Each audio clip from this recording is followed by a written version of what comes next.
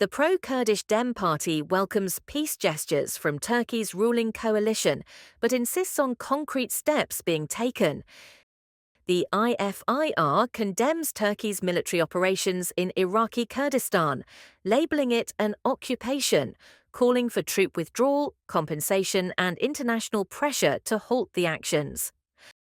A coalition within the Spanish Senate urges the release of Kurdish leader Abdullah Öcalan, condemning his isolation and calling for international pressure on Turkey to support peace efforts.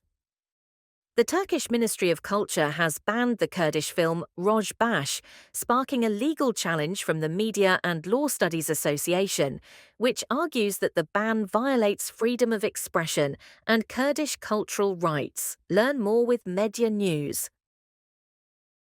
The pro-Kurdish Dem Party has expressed cautious optimism following symbolic gestures of peace by Turkey's government, including a handshake between Nationalist Movement Party leader Devlet Bahçeli and Dem Party co-chair Tuncay Bakırhan during a recent parliamentary session.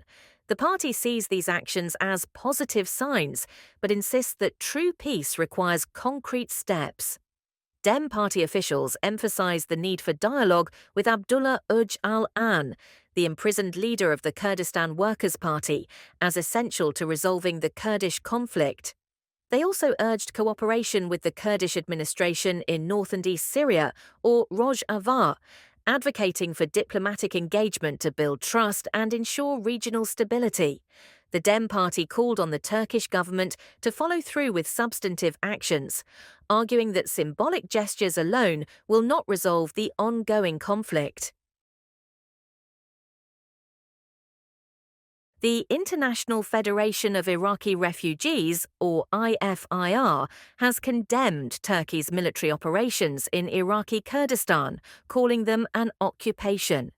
The IFIR is demanding the immediate withdrawal of Turkish forces and compensation for displaced villagers. The group reports extensive damage to homes, gardens, and civilian infrastructure due to Turkish military action, which Turkey claims is aimed at securing its borders and targeting the Kurdistan Workers' Party, or PKK. The IFIR asserts that Turkey's actions are part of a larger strategy to expand its influence in the region. The group is calling on the United Nations, human rights organizations, and trade unions to pressurize Turkey to stop its operations and respect the rights of Kurdish communities.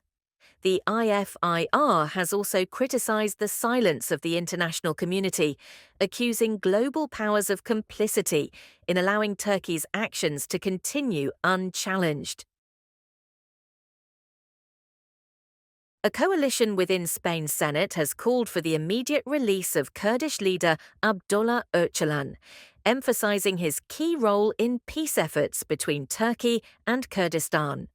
On October 10th, the Izquierdas por la Independencia coalition, which includes members from Esquerra Republicana de Catalunya and Euskal Area Bildu, submitted a motion urging the Spanish government to pressure Turkey to end Öcalan's isolation. The motion condemns Öcalan's continued solitary confinement as a violation of fundamental human rights, stressing that he has had no contact with the outside world, including his lawyers and family, since 2019. The senators highlighted Öcalan's peace proposals as essential for resolving the Kurdish conflict, but noted that the Turkish government has ignored these efforts. The coalition's call urges diplomatic pressure on Turkey, demanding the international community closely monitor Öcalan's situation and advocate for his release, framing it as a moral imperative to break Turkey's cycle of violence.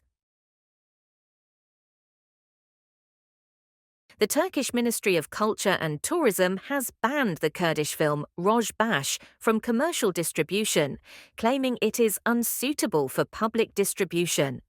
Directed by Özkan Küçük, the film tells the story of Kurdish theatre actors reuniting after 25 years to perform their play, highlighting the ongoing pressure on the Kurdish language and culture. In response to the ban, the country's Media and Law Studies Association, MLSA, has filed a lawsuit, arguing that the decision violates freedom of expression. Küçük condemned the ban, emphasizing its impact on audiences engaging with Kurdish artistic expression. The film, largely in Kurdish, has already gained international recognition, screening at festivals such as the Berlin Kurdish Film Festival and the Duhok International Film Festival. The MLSA's legal challenge cites prior rulings from the European Court of Human Rights, highlighting a pattern of restrictions on Kurdish expression in Turkey.